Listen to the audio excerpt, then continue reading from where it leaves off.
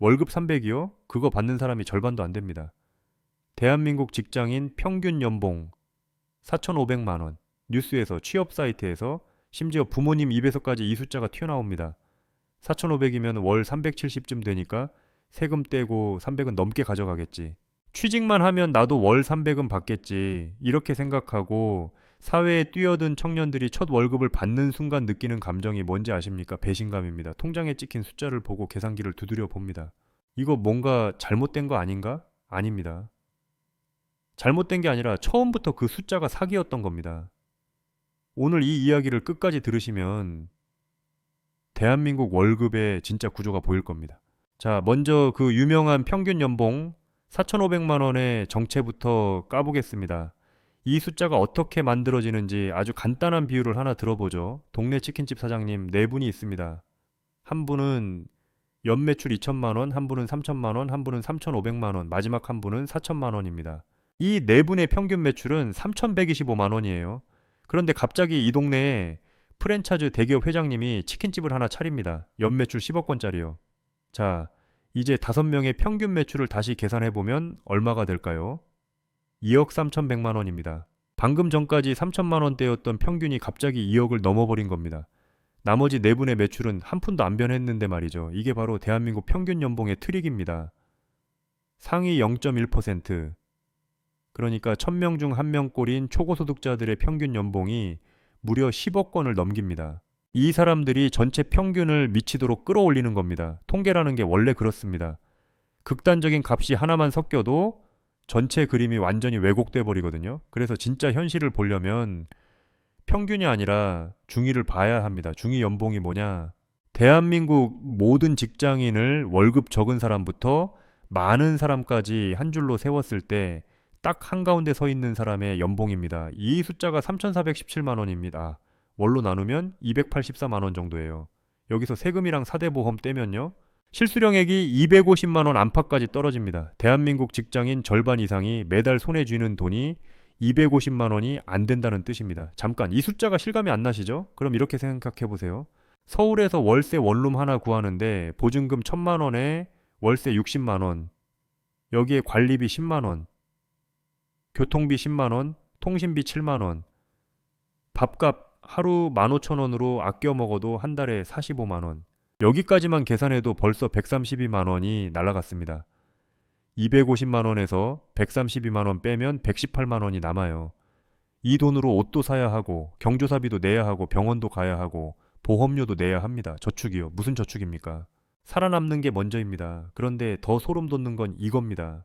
이 중위 연봉 3,400만 원이라는 숫자조차도 정규직 기준이라는 사실이에요. 비정규직까지 포함하면 이 숫자는 더 처참하게 내려앉습니다. 대한민국 전체 임금 노동자의 약 40%가 비정규직인데 이분들의 평균 연봉은 2천만 원대 초반입니다. 월 170만 원도 안 되는 돈으로 한 달을 버텨야 한다는 겁니다. 이건 생존이지 삶이 아닙니다. 자, 그럼 여기서 한 가지 질문을 던져보겠습니다. 도대체 왜 우리는 평균 연봉이라는 허상에 이토록 오랫동안 속아왔을까요? 답은 간단합니다. 이 숫자가 누군가에게는 아주 편리하기 때문입니다. 정부 입장에서 보세요. 국민 평균 소득이 4,500만 원이라고 발표하면 경제에 잘 돌아가고 있는 것처럼 보이잖아요. 기업 입장에서도 마찬가지입니다. 우리 회사 평균 연봉 5천만 원이라고 써놓으면 인재들이 몰려들 테니까요. 실제로는 임원 몇 명이 수억씩 가져가서 평균을 뻥튀기 시킨 건데 말이죠. 그리고 미디어, 평균 연봉 얼마라는 기사 제목이 클릭을 부르니까 자극적인 숫자를 뽑아내는 겁니다. 결국 평균이라는 단어 자체가 거대한 연막탄인 셈이죠. 진짜 현실을 가려버리는. 그런데 이 연봉의 비극은 여기서 끝이 아닙니다. 한번 상상해 보세요. 당신이 월 250만 원을 받는 직장인이라고 칩시다. 회사에서는 연봉 올려달라는 소리가 나올 때마다 뭐라고 합니까? 경영 환경이 어렵다. 업계 사정이 안 좋다. 내년에 좀 더 보자. 이런 이야기만 반복하죠. 그런데 같은 시간 그 회사의 사내이사는 스톡옵션으로 수십억을 챙기고 있습니다. 대기업 최고 경영자들의 평균 연봉이 얼마인지 아세요? 수십억 원입니다. 같은 회사 안에서 가장 적게 받는 사람과 가장 많이 받는 사람의 격차가 100배, 200배가 넘는 겁니다. 이게 바로 대한민국 임금 구조의 민낯입니다. 위에서는 천장이 없고 아래에서는 바닥이 없는 엘리베이터를 탔는데 어떤 사람은 꼭대기층 펜트하우스로 올라가고 나머지는 지하 주차장에서 멈춰버리는 구조요. 자, 그럼 이제 더 불편한 진실을 파헤쳐 보겠습니다. 나이 먹으면 연봉이 오르겠지. 이것도 환상입니다. 대한민국 임금 곡선을 보면 50대 초반에 정정을 찍고 그 이후로는 절벽처럼 떨어집니다. 왜냐고요? 한국 대기업의 평균 퇴직 연령이 52세에서 54세 사이거든요. 정년이 60세라고 법에 적혀 있지만 현실에서 그 나이까지 버티는 사람이 몇이나 됩니까? 50대 초반에 회사에서 밀려나면 그 다음에 무슨 일이 벌어지느냐? 치킨집을 차리든 편의점을 열든 택시를 몰든 연봉은 2천만 원대 이하로 곤두박질 칩니다. 20대에 취업해서 30대에 좀 오르나 싶더니 40대에 정체되고 50대에 잘리는 겁니다. 평생 월급을 모아봐야 서울의 아파트 하나 사기 힘든 구조. 이게 대한민국 직장인의 생애주기입니다. 여기에 더 끔찍한 숫자를 하나 보여드리겠습니다. 가계부채. 대한민국의 가계부채가 GDP의 100%를 넘습니다. 세계 최고 수준이에요. 이 빚의 대부분이 뭘까요? 주택담보대출입니다. 월급으로는 집을 못 사니까 빚을 내서 사는 거고 그 빚을 갚느라 월급의 상당 부분이 또 날아가는 겁니다. 월 250만 원 받아서 대출이자 80만 원 내고 나면 실제로 쓸 수 있는 돈이 170만 원. 서울에서 이 돈으로 한 달을 살아보세요. 숨만 쉬어도 돈이 나갑니다. 결국 대한민국 직장인의 현실은 이겁니다. 벌어서 집값 갚고 벌어서 물가에 뜯기고 벌어서 세금 내고 남는 건 없습니다. 열심히 일하는데 왜 항상 돈이 부족하지? 이 의문이 착각이 아니라 수학적으로 증명된 현실이라는 겁니다. 그럼 여기서 더 근본적인 질문을 해보죠. 왜 한국의 임금은 이토록 양극화가 심한 걸까요? 첫 번째 원인은 대기업과 중소기업의 임금 격차입니다.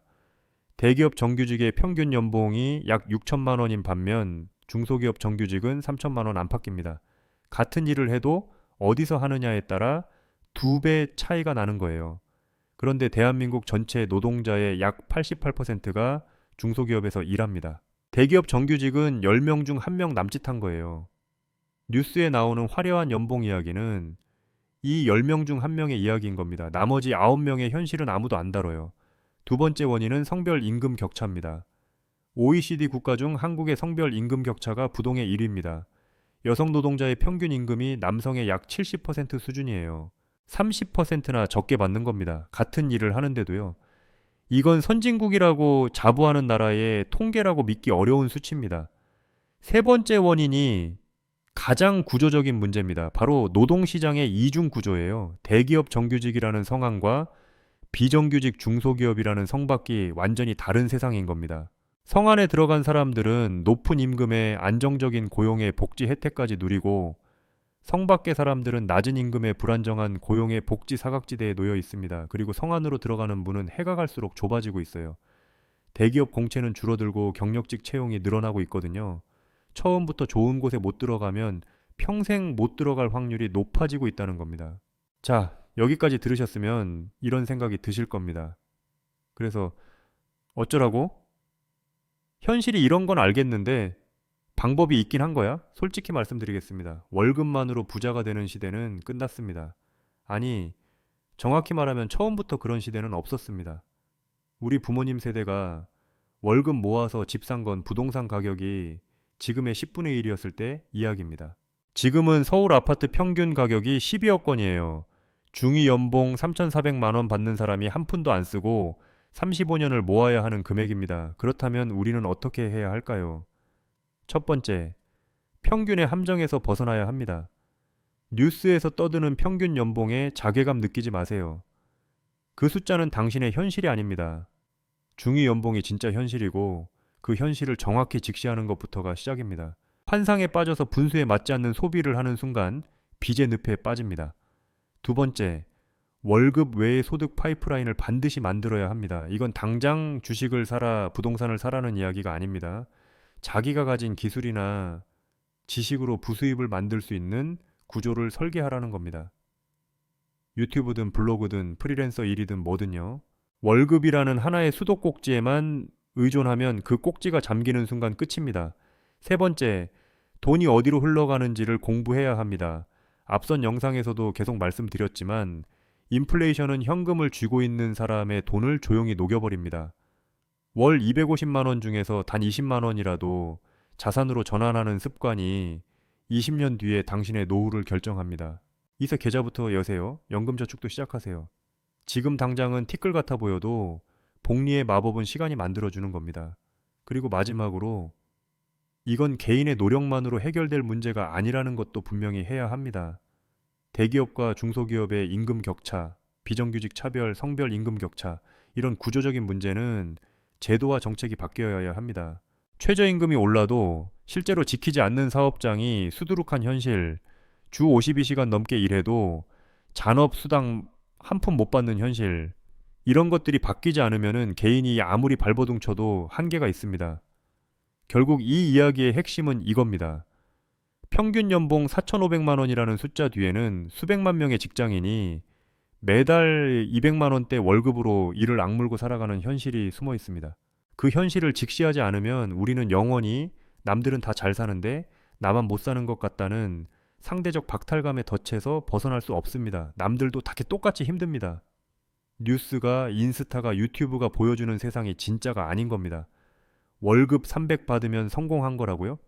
그 300이라는 기준 자체가 누군가가 만들어 놓은 환상이었습니다. 진짜 성공은 숫자가 아니라 내가 가진 돈의 흐름을 이해하고 통제할 수 있느냐에 달려 있습니다.